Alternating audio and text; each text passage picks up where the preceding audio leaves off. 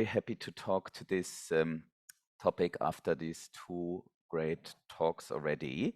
And as you have said, I will focus a little bit on low and middle income countries because that's kind of the work that we're focusing on in some way at the World Health Organization. But on the other hand, simplification discussions are not so different in low and middle income countries always.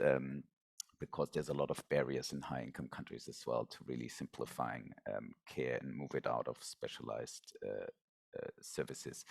So I just thought to get us a little bit into the mood to think about hepatitis B and C as a public health problem globally. I just put a couple of slides up front without too much detail or talking too much detail to get us a little bit aware of what we're talking in terms of burden and so forth globally. So just very shortly, there's almost 300 million people estimated to live with hepatitis B in the world and 58 million with chronic hepatitis C. So those are the figures from 2019. They're updated. They will be updated in early 2024, and they're always moving a little bit. So it's going to be still some changes coming in. We're estimating as well that there's 1.5 million new infections for C and 1.5 million for B occurring globally in terms of new infections, and then more than 1 million deaths combined for hepatitis C and hepatitis B. So then we have a global health sector strategy that's across HIV, hepatitis, and STIs. And in the middle, those are the 5 key interventions for hepatitis elimination. So there are 4 prevention interventions that include harm reduction and then vaccination and blood safety and prevention of mother-to-child transmission for hepatitis B especially, and then diagnosis and treatment of hepatitis B and C. And the other thing that is important is a long strategy document, but it talks a lot about stigma and discrimination. It talks about simplifying and care and so forth, and it talks about integrating across HIV and viral hepatitis, for example. And then there is this famous elimination targets. I don't, because you can't even read the slide. It's not about going through them, but there is targets for incidence, then there's targets for mortality, and then there's targets for coverage of those key interventions, meaning how much people have you diagnosed and treated, and how much of the prevention interventions are you actually meeting. I just would like to say that there is a change between the first strategy and now, that we do not talk about relative reduction. The elimination targets are not anymore, you have reduced something by 90% or 80%, for example, incidence or mortality, but we have now absolute targets for incidence and mortality. And for those who work with people who use or inject drugs, there's as well one specific incidence target for people who inject drugs, for example, that is 2 per 100, so 2 for 100 person years, or below that for hepatitis C elimination. And then this is as well from the same report where the prevalence figures come from. It shows us that globally, very little people know that they live with chronic hepatitis B and C. For B, it's only 10%, and for C, it's only a little bit more than 20%. And unfortunately, it's not massively changing. It stays a very quite neglected public health area when you compare it to other health areas. And there's variations across, for example, if you look on, C is on the right of the slide, when you look at it, for example, Eastern Mediterranean region has a higher level of diagnosis and treatment. That's because Egypt has screened many million people and treated several million people. So then that's driven by that. That was the highest burden hepatitis C country. But overall, even in that region, only a third know their hepatitis C status if you look at the whole region. And the European region is somewhat in the middle there. obviously this doesn't reflect on all European countries. There are certainly countries, we heard from Scotland, the UK has a, and there's many others who have a very strong elimination program.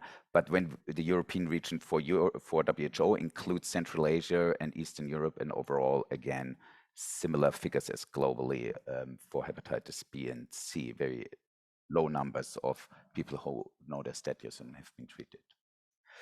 So now just about on the simplification. Actually, it's quite a complex topic. There's a lot of ways to think about simplification. I don't know quite if I covered them, but what I wanted to show you a little bit is as an example for simplification, looking at our guidelines, and they evolved over the years. So one thing that's important about WHO guidelines is that they are not targeting like EASL or ASLD guidelines, really mainly clinicians. They're public health guidelines, so they target somewhat a mix of clinicians and policymakers, and they're really focusing on the public health approach. So they're not trying to really focus only what is the best individualized treatment, but as well what is the best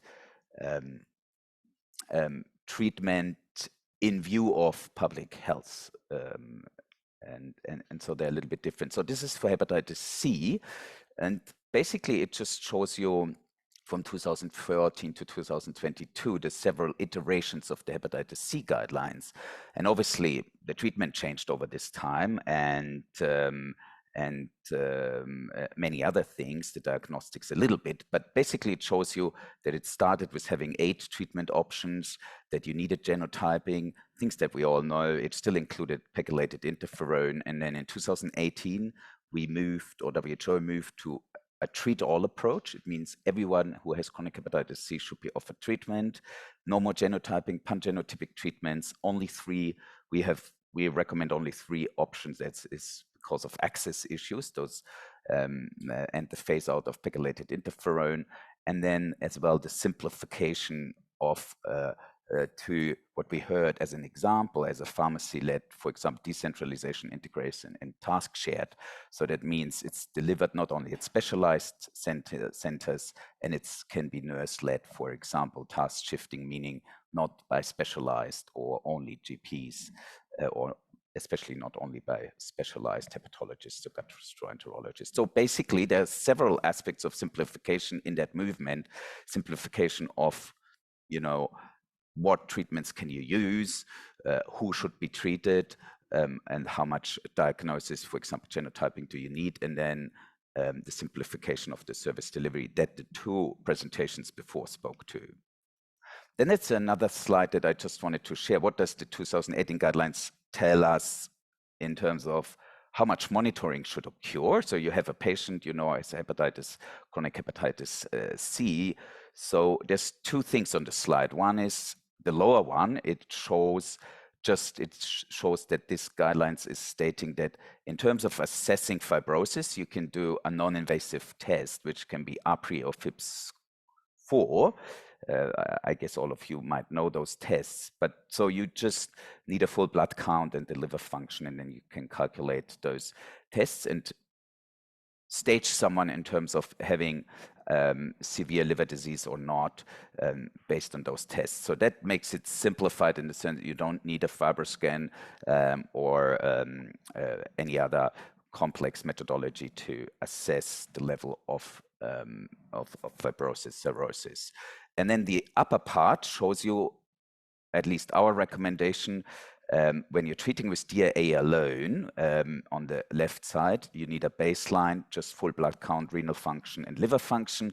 And then a patient can come back only 12 weeks after treatment, doesn't really need for that. And that would be the same for the molecular test for RNA, just at baseline for chronic, and then see if somebody has been cured. So it's a fairly simple follow-up mechanism if you do that. Now, in low and middle income countries, even though that makes it obviously quite less costly if you do it that way.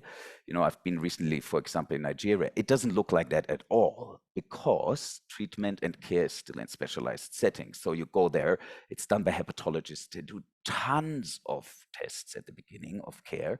You have to come 7 times because first you do this and then, okay, you have a, no, but I will gonna still do a fiber scan and so forth. So people come 5, 6, 7 times before they start care. It takes weeks. And so obviously they're losing sometimes quite a lot of people. And then there are monitoring still sometimes, viral load after 4 weeks. Are your DAAs working and at end of treatment and so forth.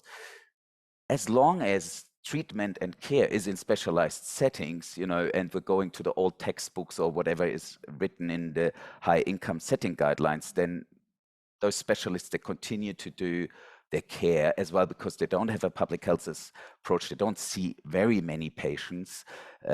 So they have very complex clinical care algorithms, and it doesn't make it particularly easy for patients to follow through a treatment, which is actually quite simple in terms of taking 12 weeks of an antiviral drug.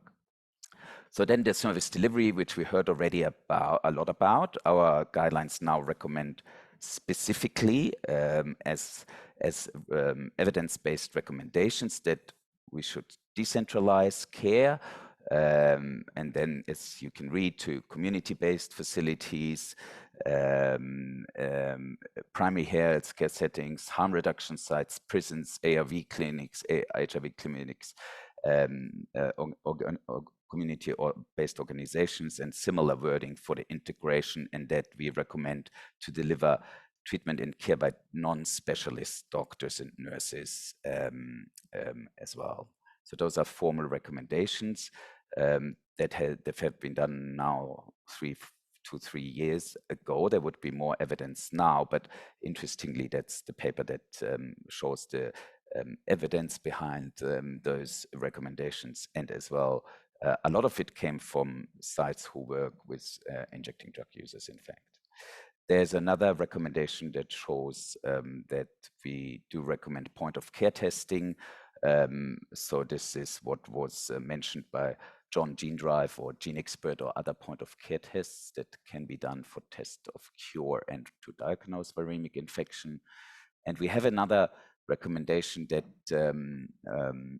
could be nice to consider for example, in pharmacy settings, is self-testing. And there is a huge amount of HIV self-testing. Several millions of HIV self-tests are done every year across the world in public and private sector. And so we have now, since 2021, a hepatitis C self-testing recommendation as well, that this could be offered as an additional approach. So patients can be counseled and then take the test home. And then, I guess many of us, I'm not going to ask who exactly, but have done COVID self-tests. I've done quite a lot, I have to say, and so it can be very, very practical. One example that I wanted to show for simplified one-day test and start treatment is from India. I haven't visiting that program, so I'm not so, but it's very interesting because first of all, it's done by a community-based organization in Eastern India called CONE. It's really community-driven, people with lived experience and experience of injecting drug use, and they have seen that very little has been done through the Indian government in the beginning in terms of hepatitis C testing, diagnosis and treatment access. So they developed a model that's a same-day test and treat, which is really quite rare. I mean, even in the very good decentralized and simplified settings, you often have to come twice or 3 times. You come first and then you have to do the PCR test and then you do a last. So here they have a model. They start with an RDT. They transport you to another clinic. You do a point of care test. There's a doctor who sees if he can or she can start you on the same day, depending if you have HIV as well or Hep B, draw some blood, and they start the treatment. And then you and people can get to up to 3 months of treatment. So very interestingly, the median time to start between RDT and treatment initiation in that model is, let's say, just below 7 hours. So many people started on, and some have started yeah, as low as 4 hours. I don't know what it means when you waited 12 hours. I have to wait, I have to say, but maybe that is not ideal. You come at 7, you go home at 7 in the night. But in the sense, I find it quite fascinating, and the cascade is pretty good. This is the whole cascade, you know.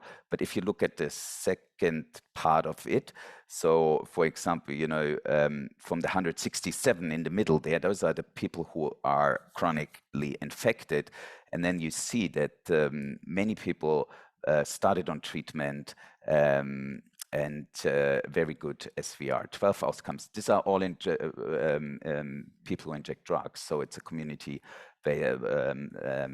supported model with a very quick turnaround. And I have to say, in many countries, we see that there is quite maybe the biggest drop-off is between RDT and then do the PCR confirmation and then until you're on treatment. So the drop-offs are not so much once you're on treatment, they're really between serology and then, so these are very good outcomes. I know that Margaret will talk about hepatitis B, or the second session is about hepatitis B. So I just wanted to mention as well, there is simplification ongoing. This shows the unsimplified guidelines. And it's not only WHO guidelines. If you look at many of the clinical society guidelines, it's just super complex, you know, what decision tree and when you're, so on the left, it's the treatment guidelines, on the right is for maternal prophylaxis. And so they're complex, they're just under review, and they will be hopefully published in February or March. And this just shows you not the new recommendations because they're still with our committees but for review, but it just shows that we are considering expanding the criteria for treatment, making those decision trees much more simple, considering expanding the criteria for antiviral prophylaxis for pregnant women if there's no DNA, for all surface antigen positive women, and then as well recommend or at least say that decentralization, integration, and task sharing is relevant for hepatitis B as well. So I think simplification has many faces in the sense it could be simplification of your clinical algorithms, it can be simplification of service delivery, including pharmacy, primary health care, and many other ways to simplify care. And it's possibly crucial to achieve elimination, because if we want to reach the vulnerable, if we want to make it cost effective, especially, but not only in low and middle income countries, we need quite simplified approaches, especially for not especially, but if you think of hepatitis C, I think it's the easiest to imagine for a curable disease for which you need only a 12 weeks treatment. It can be really done in a quite simplified way, as we've seen, I guess. Thanks. Thank you very much.